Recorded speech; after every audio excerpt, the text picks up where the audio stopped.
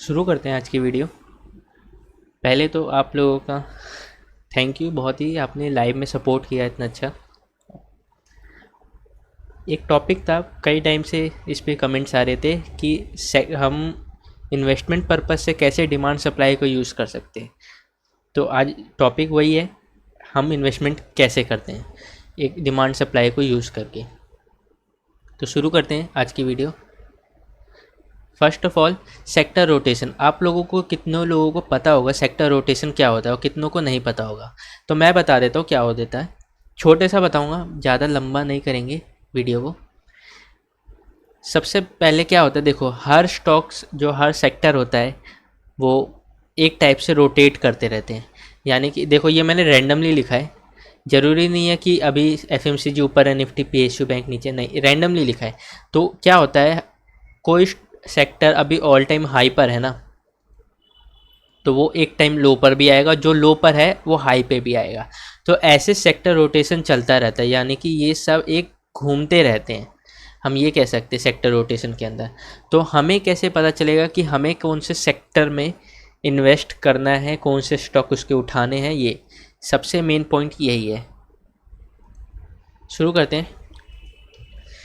First of all आपके पास एक list होनी चाहिए सारे सेक्टर्स की, ठीक है। ये ज़रूरी, आप स्क्रीनशॉट ले लेना वीडियो को पोस्ट करके। ये सब होनी चाहिए, Nifty bank, Sensex, mid cap, finance, private bank, PSU bank, IT, auto, FMCG, consumer, health, pharma, media, metal, commodity, reality, PSE, oil and gas, ये सब होने चाहिए। साथ साथ में आपके पास एक अलग से इंडेक्स होना चाहिए, ये वाला, इसका भी स्क्रीनशॉट ले लेना, ये आप ऐड कर लेना सेकंड इंडेक्स के नाम से, मैंने जैसे कर रखा है।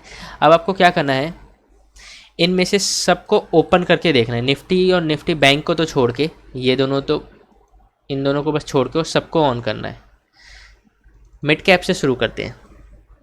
अब आपको क्या करना है, आपको चेक करना है कि वो सेक्टर किस डिमांड जोन में आने वाला है, क्या वहाँ पे कोई नियर का, कोई बड़े टाइम फ्रेम का डिमांड जोन है या नहीं है, क्या वो सेक्टर किसी सप्लाई जोन से आ रहा है, यही सब आपको चेक करना है। इसी से आपका एक इन्वेस्टमेंट बनती है, इन्वेस्टमेंट वाली स्ट्रेटेजी बनती है। मैं बताता हूँ कैसे बनती है। अब चलते हैं निफ्टी फाइनेंस पे चलते हैं।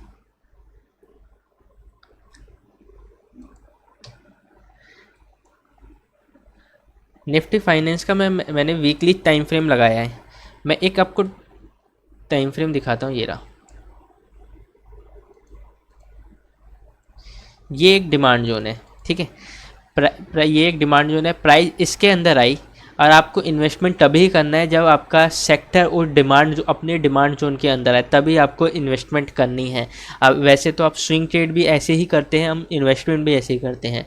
और इन्वेस्टमेंट का सबसे बेस्ट है कि जब आपका सेक्टर लो पर हो, बिल्कुल ऑल टाइम लो ना हो लेकिन लो पर हो, तभी आप उसमें इन्वेस्ट करो, तो सबसे बेस्ट रहता है।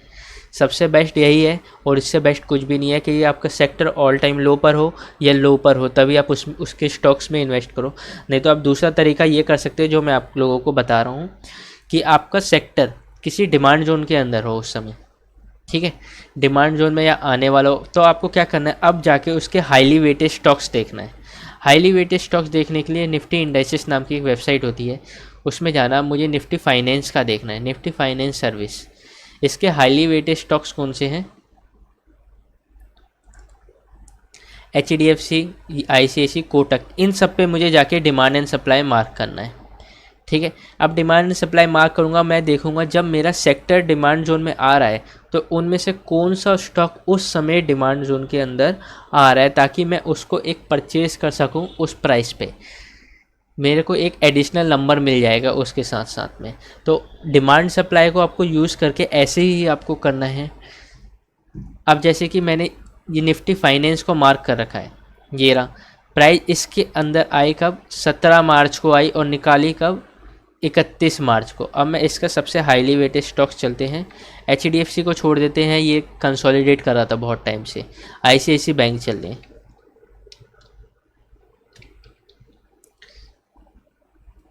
डेट अगेन दिखा देता हूँ, 2023 का 17 मार्च को आया था और 31 मार्च को चला था, ठीक है। 17 मार्च वीकली टाइम फ्रेम है। जुलाई, मार्च, ये रहा 17 मार्च को आया था। अब ये देखो, क्या आईसीआईसीआई बैंक के अंदर कोई अच्छा डिमांड जोन था क्या उस समय? कोई अच्छा डिमांड जोन था भी नहीं, इसकी क्लोजिंग भी नहीं थी, लेकिन ये चल क्यों गया ये यहाँ से? रीजन इसका फाइनेंस सेक्टर था। फाइनेंस सेक्टर उस समय डिमांड जोन के अंदर था। तो हम ऐसे भी ट्रेड करके एक स्विंग ट्रेड कर सकते हैं अपनी साथ में इन्वेस्टमेंट भी हम ऐसे ही करते हैं। और सबसे बेस्ट तो यही है कि आप किसी सेक्टर के लो पे आने का वेट करें, ऑल टाइम लो या किसी डाउन आने का वेट करें, तभी आप उसमें इन्वेस्ट करें। लेकिन आपको ज़रूरी नहीं है हर स्टॉक्स, हर सेक्टर डाउन आए, क्योंकि बहुत ऊपर चले जाते हैं तो उनको डाउन आने में बहुत टाइम लगता है। तो आप एक काम कीजिए, डिमांड सप्लाई सेक्टर में मार्क कीजिए, उसके हाईली वेटेड स्टॉक्स को देखिए, अगर वो उस समय किसी डिमांड जोन में आ रहे हैं। देखो, ज़रूरी नहीं है कि मैं वीकली का मार्क कर रहा हूँ फाइनेंस में तो मैं वीकली का ही इस पर ढूंढूँ, क्या पता मुझे डेली का मिल जाए इसके अंदर, है ना? ये डेली का डिमांड जोन मिल जाए। जरूर टाइम फ्रेम मैच नहीं करना चाहिए, ना ये मैच करना चाहिए कि वो डिमांड जोन कब बनाए। मैच बस क्या करना चाहिए, डिमांड जोन के अंदर कब आ रही है, यही आपका मैच करना चाहिए। बस इसी से आपको अच्छे स्टॉक पिक करने हैं और अच्छे सेक्टर देखने, साथ साथ में सेक्टर आपको डेली देखते रहना है। अगर आपके पास टाइम नहीं है तो नीचे डिस्क्रिप्शन में व्हाट्सएप की लिंक है, मैं उस सेक्टर को अपने व्हाट्सएप के चैनल पे बता दिया करूँगा खुद ही पर्सनली आप लोगों को। आप उसका नोटिफिकेशन ऑन कर लेना, आपके पास डायरेक्ट आ जाएगा कि इस सेक्टर पे हम रेडार पे रखेंगे इस मंथ, मैं आपको बता दूंगा। अगर आपके पास इतना टाइम नहीं है, वर्क वाले हैं, जॉब करते हैं, तो मैं आपको बता दूंगा, तो आप डायरेक्ट जुड़ जाना, डिस्क्रिप्शन में आपको लिंक मिल जाएगी व्हाट्सएप की। और हाँ, 50% लोगों ने अभी भी चैनल को सब्सक्राइब नहीं कर रखा है, तो व्हाट्स कर दो, अच्छी अच्छी चीज़ें लाने वाला हूँ। और बेल आइकन ऑन कर लेना, लाइक भी करते रहना साथ साथ में। और ठीक है, तो आपको इन्वेस्ट के लिए यही एक स्ट्रेटेजी है मेरी तरफ से, तो सबसे बेस्ट स्ट्रेटेजी यही है, क्योंकि हमें चीप रेट पे इसमें मिलता है।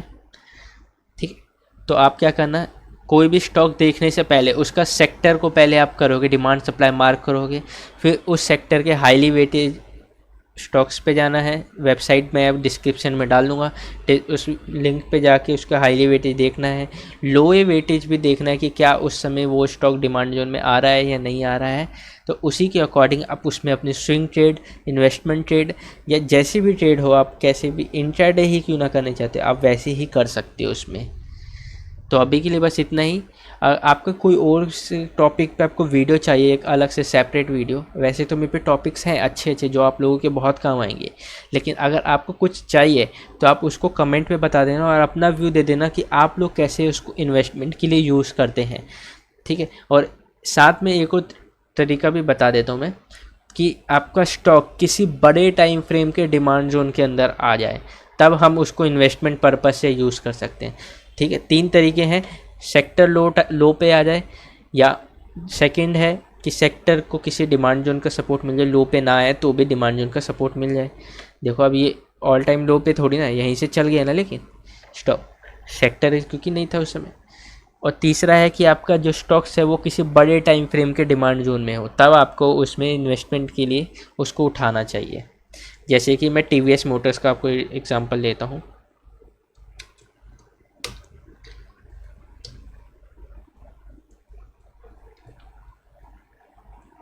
ये एक डिमांड जोन था, ईयरली का डिमांड जोन है, मैंने ईयरली टाइम फ्रेम ऑन कर रखा है, ये रहा। बड़े टाइम फ्रेम का सपोर्ट क्यों ज़रूरी है, अब देखो इसके अंदर जब प्राइस आई तो ये एक लॉन्ग टर्म के लिए अच्छा रिटर्न दे दिया इसने। तो आप भी ऐसी जब भी कोई ट्रेड देखो तो एक ना बड़े पिक्चर हमेशा देखो, बड़े पिक्चर पे स्टॉक को क्या सपोर्ट मिल रहा है, और फिर उसमें वो नियर के सप्लाई जोन तोड़ता हुआ जाएगा सारे ऐसे, क्योंकि बड़े पिक्चर का सपोर्ट मिल जाएगा। तो सेक्टर रोटेशन ऐसे ही काम करता है, कोई सेक्टर आज ऊपर है कोई नीचे होगा, ऐसे ऐसे होता रहता है। तो एक लिस्ट बना लेना सेक्टर्स की, चेक करते रहना। तो अभी के लिए बस इस वीडियो में इतना ही है, कोई आप पे टॉपिक होगा तो आप बता देना, और ये भी बता देना कि आप लोग कैसे इन्वेस्टमेंट पर्पज़ के लिए यूज़ करते हैं। तो अभी के लिए बस इतना ही, थैंक यू, धन्यवाद।